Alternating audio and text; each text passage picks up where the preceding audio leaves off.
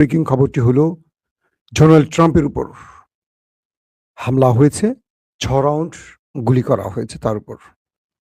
দ্বিতীয় গুরুত্বপূর্ণ খবর, পাকিস্তান থেকে চলে গেছে আব্বাস আরাকচি। যখন আমেরিকান প্রতিনিধি দল পাকিস্তানে আসতে চাচ্ছিল, ঠিক তখনই চলে গেল পাকিস্তানের প্রতিনিধি দল। 3 নম্বর গুরুত্বপূর্ণ খবর,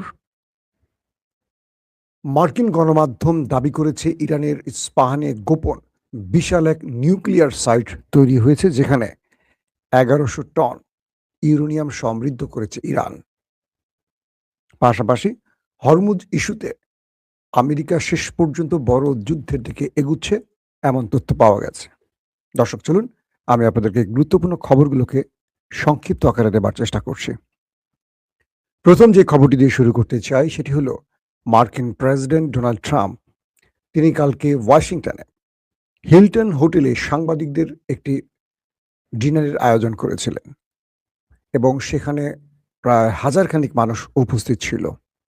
মার্কিন যুক্তরাষ্ট্রে থাকা সব বাঘা বাঘা সাংবাদিকরা প্রেসিডেন্টের আমন্ত্রণে উপস্থিত হয় এবং সেই সময় ট্রাম্প যখন মঞ্চে বসে আছেন, তখন কোনো এক ব্যক্তি তাকে কোনো একটি কিছু দেখাচ্ছিল। হঠাৎ করে একটু দূর থেকে 6 রাউন্ড অথবা 8 রাউন্ড, দুটো তথ্য পাওয়া গেছে। কেউ বলছে 6 রাউন্ড, কেউ বলছে 8 রাউন্ড গুলি করা হয়।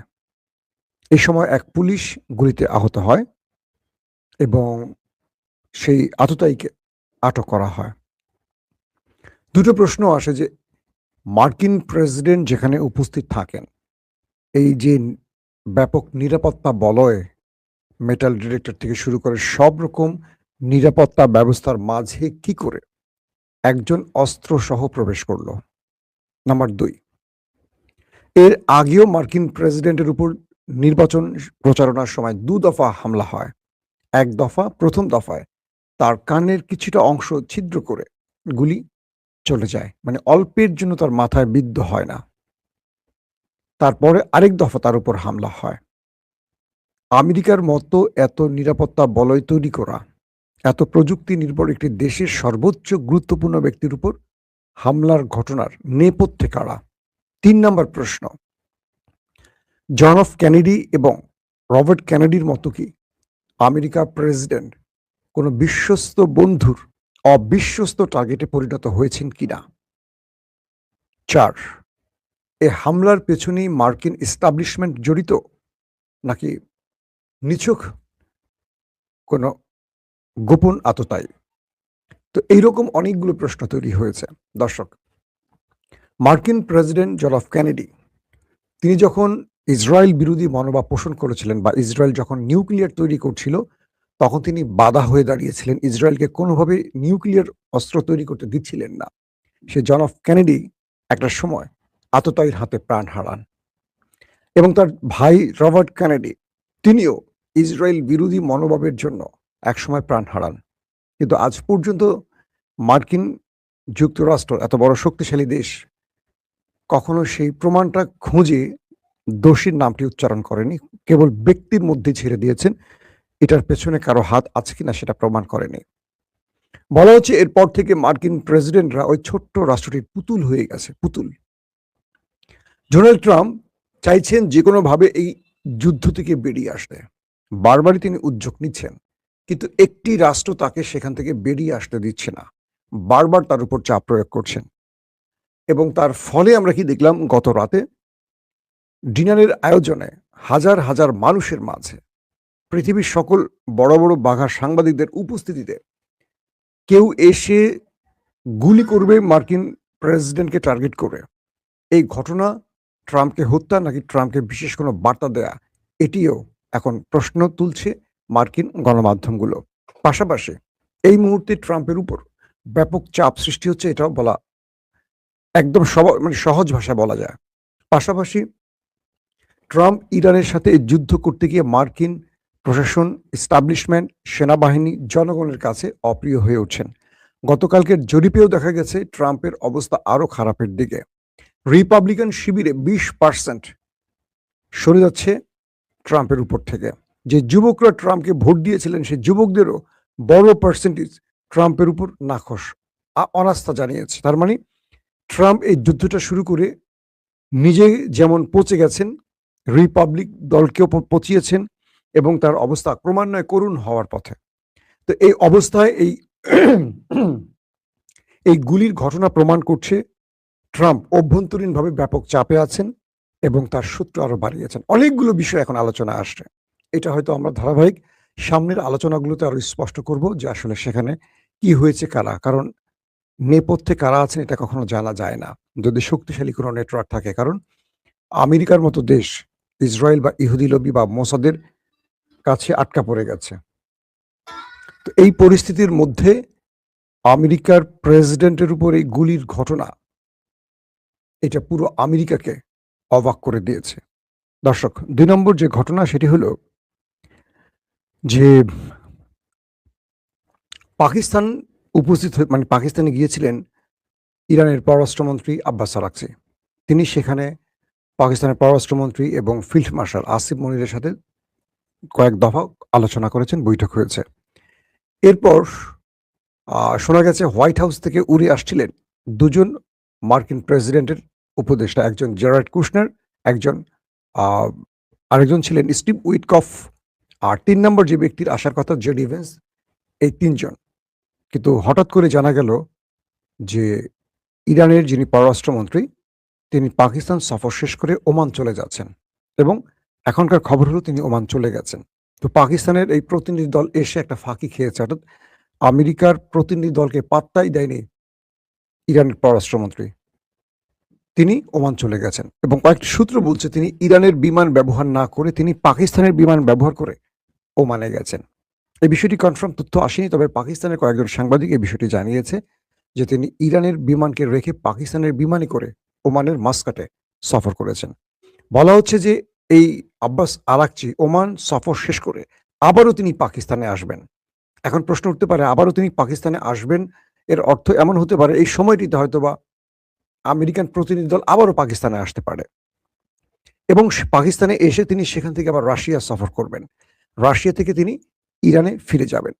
তো তার এই সফরটিকে নিয়ে নানান রকম রহস্যের জাল তৈরি হয়েছে, কারণ তিনি পাকিস্তানে আসলেন, সেখান থেকে ওমান চলে গেলেন, আবার আমেরিকা প্রতিনিধি দল যখন আসছে তখন তাদের সাথে দেখা না করে চলে গেলেন। এরকম নানান বিষয়গুলো এখন উঠে আসছে গণমাধ্যমগুলোতে, তারা বিভিন্ন রকম তথ্য উপস্থাপন করছে এই বিষয়ে। তো শেষ পর্যন্ত এটি প্রমাণ হয়েছে যে আমেরিকার সাথে কোনোভাবেই বসতে চাচ্ছে না ইরান।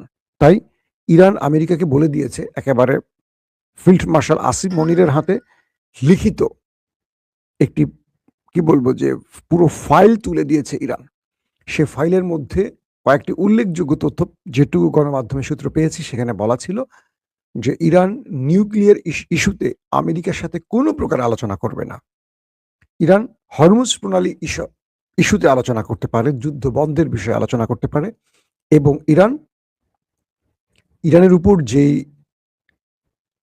কি বলে নিষেধাজ্ঞাগুলো দিয়েছে গত 40-50 বছর ধরে, সেই নিষেধাজ্ঞার বিষয়ে আলোচনা করতে পারে, আদার্স বিষয়গুলো আলোচনা করবে। কোনোভাবে ইরান আমেরিকার সাথে নিউক্লিয়ার ইস্যুতে আলোচনা করবে না। তো এই বিষয়টির পর আমরা দেখেছি যে মধ্যপ্রাচ্যে ব্যাপক হারে মার্কিন উপস্থিতি বাড়ছে। কিছু ড্রোন ফুটেজ দেখা গেছে যে আরবের বিভিন্ন দেশে কয়েক শত যুদ্ধ বিমান প্রবেশ করেছে, বিভিন্ন অস্ত্র প্রবেশ করছে, ইকুইপমেন্ট প্রবেশ করছে, রিফুয়েলিং ট্যাঙ্কার প্রবেশ করছে। ইসরায়েলেও ব্যাপক হারে রিফুয়েলিং ট্যাঙ্কার প্রবেশ করেছে, অস্ত্র প্রতিরক্ষা ব্যবস্থা, অর্থাৎ আমেরিকা থেকে এখন টনে টনে অস্ত্র প্রতিরক্ষা ব্যবস্থা, রাডার সিস্টেম, যুদ্ধ বিমান, ড্রোন এগুলো ঢুকতেছে। বিগত 50 বছরে আমেরিকা কোনো দেশে হামলার জন্য এত ব্যাপক উপস্থিতি বা সামরিক অস্ত্র প্রস্তুত করেনি, যেটা সাম্প্রতিক সময় দেখা যাচ্ছে। তার মানে এটুকু বলা যায় যে আমেরিকা ইরানের বিরুদ্ধে একটা বড় যুদ্ধের প্রস্তুতি নিচ্ছে। অন্যদিকে কালকে যখন আব্বাস আরাকচি পাকিস্তানে উপস্থিত ছিলেন তখন আমেরিকান একজন সাংবাদিক ক্যাথরিন তিনি সেখানে উপস্থিত ছিলেন। এই নারী সাংবাদিক ডোনাল্ড ট্রাম্পকে নক করেছেন যে এখানে তো আব্বাস আরাকচি চলে গেছেন, আমি কি আর এখানে থাকবো নাকি আমি আমেরিকাতে ব্যাক করব। ডোনাল্ড ট্রাম্প তাকে মানে মেসেজ করে পাঠিয়েছেন যে তোমার জায়গায় আমি থাকলে আমি থেকে যেতাম, কারণ পৃথিবীর অনেক বড় খবর এখন পাকিস্তান থেকে পাওয়া যাবে। ক্যাথরিন পাকিস্তানে অবস্থান করেন, তিনি আর চলে আসেন না। এরপর যখন আব্বাস আরাকচি পাকিস্তান ত্যাগ করে চলে যায় ওমানের উদ্দেশ্যে, তখন ডোনাল্ড ট্রাম্প তাকে আবারও পোস্ট করেন, কাম হোম, বাড়িতে ফিরে আসো। তার মানে এই সাংবাদিককে পাকিস্তানে রেখে আবার ডোনাল্ড ট্রাম্প নিজেই কাম হোম লিখে তার গন্তব্যে ফিরিয়ে আনার পেছনে আরেকটি কারণ হতে পারে যে শীঘ্রই আমেরিকা ইরানে বড় আক্রমণ করতে যাচ্ছে। দর্শক, আসেন এবার সবচেয়ে বড় গুরুত্বপূর্ণ খবরটি আপনাদের দিতে চাই।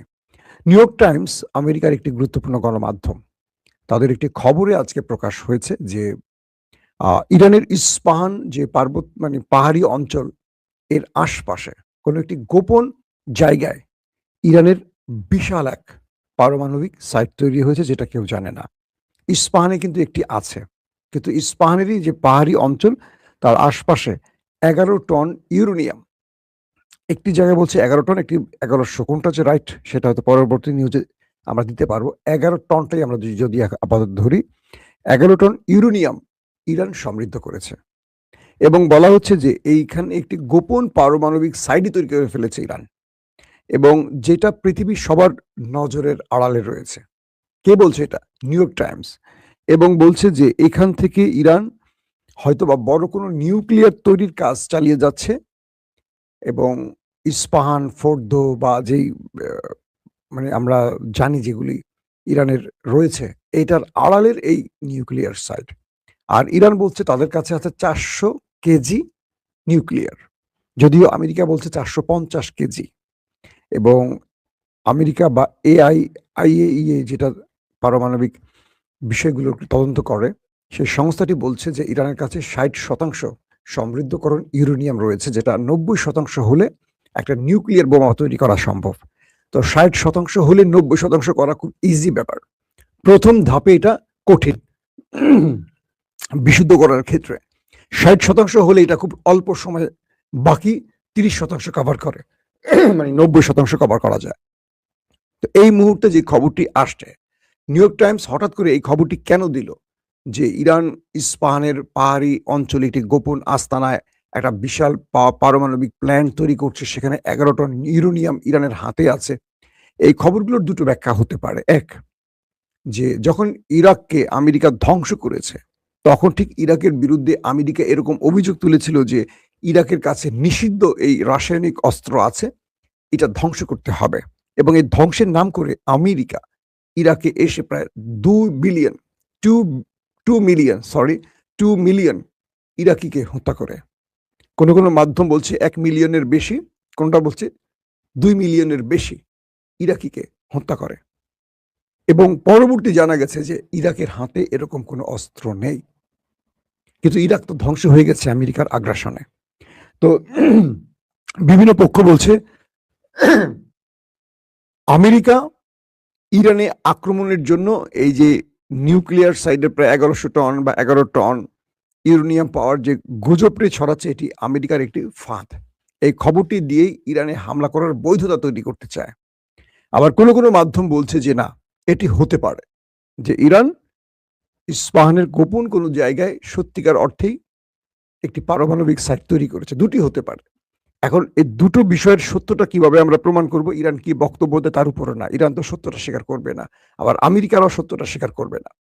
যদি অল্প কিছু দিনের মধ্যে বা সময়ের মধ্যে আমেরিকা ইরানে আক্রমণ করে বসে, ওই অঞ্চলে আমেরিকা কোনো আক্রমণ করে নাকি এটা ফলস ফ্ল্যাগ অপারেশন করে, নাকি জাস্ট অভিযোগ তুলে ইরানকে ধ্বংসের পায় তারা, সেটা আমরা কনফার্ম হতে পারবো।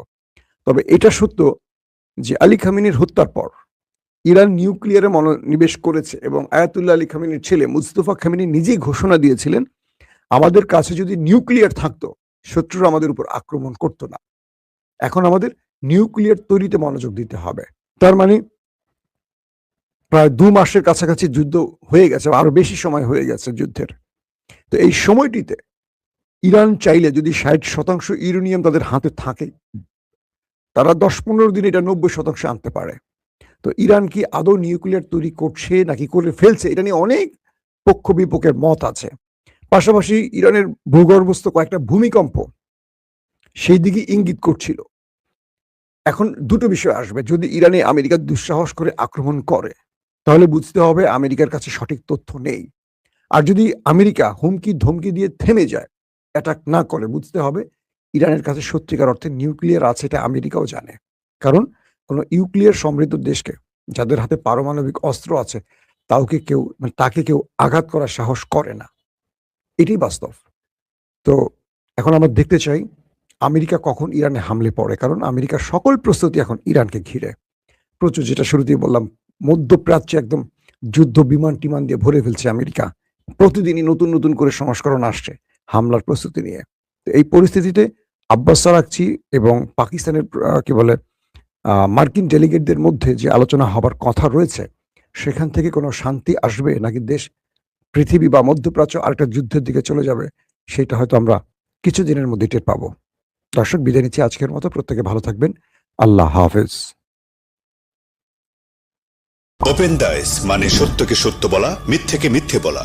আমরা শোনা কথা নয়, চোখে যা দেখি তাই বলি।